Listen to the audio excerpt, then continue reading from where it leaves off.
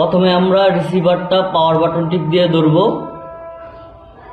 ধরার পর এটা লাইট লাফাবে, তারপর যে কোনো একটা ওয়্যারলেস নিয়ে আমরা পাওয়ার বাটন চাপ দিয়ে ধরবো। ধরার পর এখানে একটা মোডে, যে কোনো একটা মোডে কানেক্ট হয়ে যাবে। কানেক্ট হয়ে গেলে দুটোর বাতি জ্বলে থাকবে। তো আমরা প্রথমে নর্মাল মোড রেখে আমরা একটা মোবাইলে কানেক্ট করব। জাস্ট এই টাইপ সি মোবাইলে টাইপ সিটা ইনপুট দেব, বাস মোবাইলের সাথে টোটাল সেট আপটাই কানেক্ট হয়ে গেল।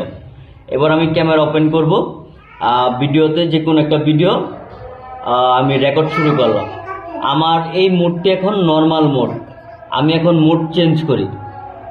এটা হলো নয়েজ ফ্রি মোড, এই মোডে কোনো নয়েজ আসবে না। আর এটা হলো সূরা তেলাওয়াত করার জন্য ইকো মোড।